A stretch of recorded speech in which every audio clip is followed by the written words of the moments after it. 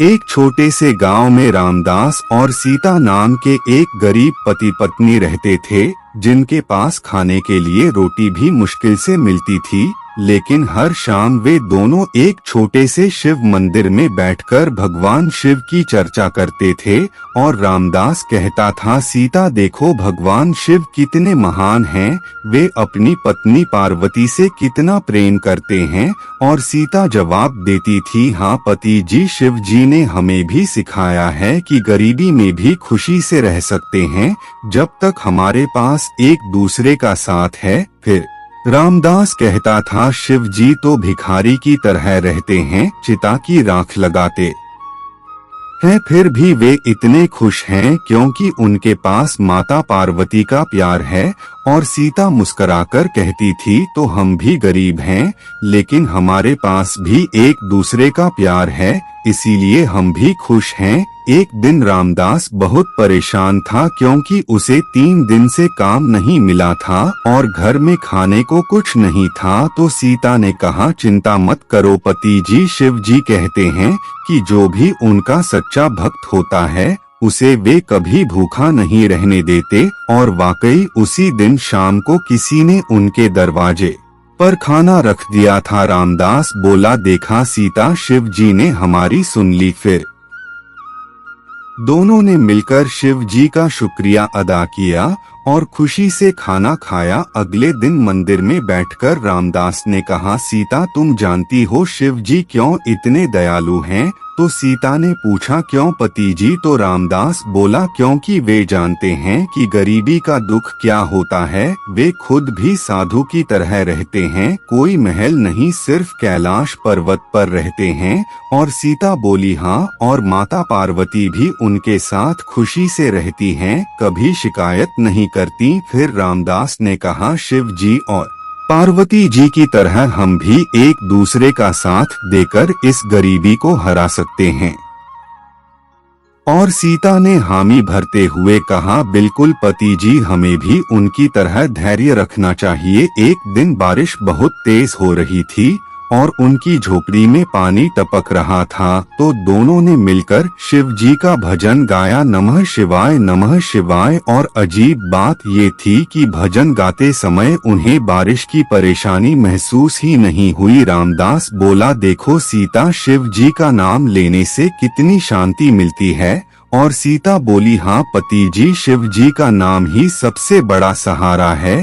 फिर एक दिन गांव में एक अमीर सेठ आया और उसने रामदास से कहा, तुम मेरे लिए काम करो, मैं तुम्हें अच्छा पैसा दूंगा, लेकिन शर्त ये है कि तुम्हें शिव जी की पूजा छोड़नी होगी। तो रामदास ने तुरंत मना कर दिया और कहा, सेठ जी, पैसा आता जाता रहता है, लेकिन भगवान का साथ हमेशा रहता है। और सीता ने भी अपने पति का साथ दिया और कहा, हमें अपनी आस्था के बिना पैसा नहीं चाहिए। सेठ चला गया, लेकिन उसी रात रामदास को एक सपना आया जिसमें शिव जी ने कहा, बेटा तुमने बहुत अच्छा किया, अब तुम्हारे दिन बदलने वाले हैं। और सच में अगले दिन से रामदास को काम मिलना शुरू हो गया और वो भी अच्छी मजदूरी के साथ। रामदास ने सीता से कहा, देखा शिव जी ने हमारी परीक्षा ली थी और हमने उसमें पास हो गए। और सीता खुशी से बोली, हाँ पति जी, शिव जी सच्चे भक्तों को कभी निराश नहीं करते। फिर दोनों ने मिलकर मंदिर में जाकर शिव जी का धन्यवाद किया और प्रण लिया कि चाहे कितनी भी मुश्किल आए, वे कभी भगवान शिव को नहीं छोड़ेंगे। समय बीतता गया और रामदास सीता की हालत थोड़ी बेहतर हो गई। अब उनके पास खाने के लिए रोटी थी और रहने के लिए एक छोटा सा घर भी था, लेकिन फिर भी वे रोज शाम को मंदिर जाकर शिव जी की चर्चा करते थे। रामदास कहता था, सीता, शिव जी ने हमें सिखाया है कि खुशी पैसे में नहीं बल्कि संतुष्टि में है।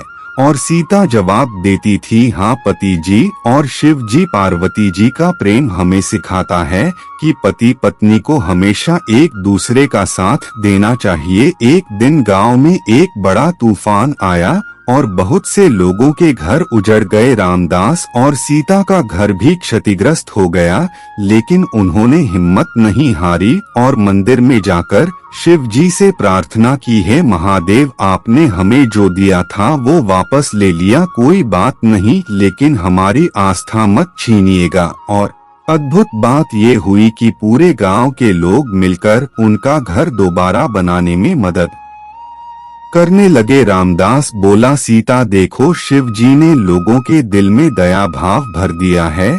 और सीता बोली, हाँ पति जी, शिव जी के भक्त कभी अकेले नहीं होते। फिर एक दिन एक साधु उनके दरवाजे पर आया और भोजन मांगा। रामदास और सीता के पास सिर्फ एक रोटी थी जो उनका खाना था, लेकिन उन्होंने बिना सोचे साधु को दे दी। साधु ने आशीर्वाद दिया कि तुम्हारी भक्ति सच्ची है, भगवान शिव तुम्हें और भी बरकत देंगे। और वाकई उस दिन के बाद उनके घर में कभी अन्न की कमी नहीं हुई।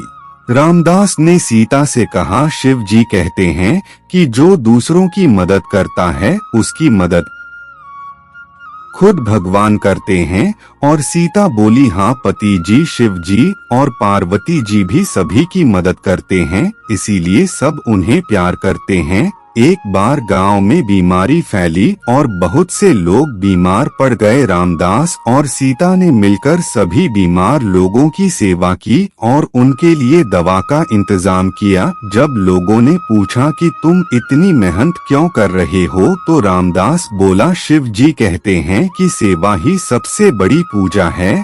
और सीता बोली, माता पार्वती भी सबकी माता हैं, इसीलिए हमें भी सबकी मदद करनी चाहिए।